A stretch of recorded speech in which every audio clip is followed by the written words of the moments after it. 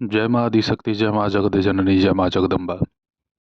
बड़े दीर्घ समय से मन में ये इच्छा हो रही थी कि आप सभी लोगों को माता बगलामुखी के ऐसे नामों से परिचित कराऊं जो छोटा भी हो और ज़्यादा प्रभावशाली हो, अर्थात कम समय में आपके इच्छित मनोकामनाओं को पूरा कर सके। माता पीताम्बरा के जिस नाम को मैं आप सभी लोगों के सामने प्रस्तुत करूंगा, उसके जप से माता पीताम्बरा आपके ऊपर शीघ्र प्रसन्न हो जाती हैं। और माता पीताम्बरा जिस भी व्यक्ति के ऊपर, जिस भी स्त्री के ऊपर प्रसन्न हो जाएं, उसकी कोई भी अभिलाषा अपूर्ण नहीं रहती। हम सब बड़े ही भाग्यवान हैं जो इस दूषित माहौल में ईश्वरीय साधनाएं कर रहे हैं, धर्म पथ पर चल रहे हैं। अच्छाई बुराई सबके हृदय में है, कोई ज़्यादा बुरा है, कोई ज़्यादा अच्छा है। आप सभी लोगों के सन्मुख माता बगलामुखी के इन नामों को मैं प्रस्तुत कर देता हूँ। सबसे पहले इसे आप सुन लें। ह्लीं बगला सिद्ध विद्या दुष्ट निग्रह कारिणी स्तंभिन्याकर्षिणी चैव तथोच्चाटनकारिणी भैरवी भीमनयना महेश गृहिणी शुभा। दशनामात्मकं स्तोत्रम पठेद्वा पाठयेद्यदि स भवेत मंत्र सिद्धश्च देवी पुत्र इव छितौ। इसके विषय में ये कहा गया है, इस स्तोत्र की फलश्रुति के अनुसार जो साधक शत्रु मुख स्तंभन करी बगलामुखी माँ के इस स्तोत्र का पाठ करता है वह देवी पुत्र होता है। जो कोई जन माता बगलामुखी के किसी भी मंत्र का पाठ कर रहे हों तो आप अपने साधना में माता पीताम्बरा के इन नामों को अवश्य ही एक बार स्मरण कर लें। डिस्क्रिप्शन में माता बगलामुखी के इन 10 नामों को मैं लिख करके प्रस्तुत कर दूंगा।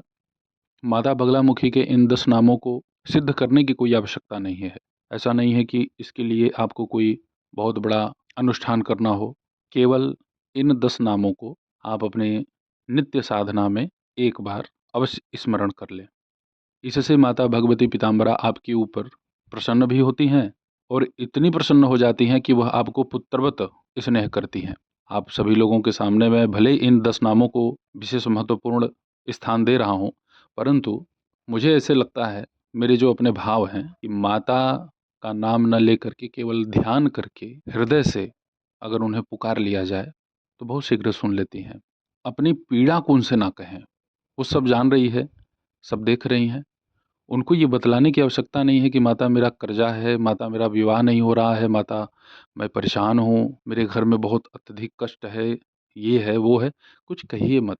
हम माता पीताम्बरा को या जो भी हमारी इष्ट साधना हो रही है उनको प्रसन्न करने के लिए हम अपना स्वार्थ त्याग दें। हमारी जो इच्छा है उसको अगर हम छोड़ देते हैं तो मुझे लगता है कि सिद्धि उसी दिन मिल जाएगी, और यही बहुत कठिन है।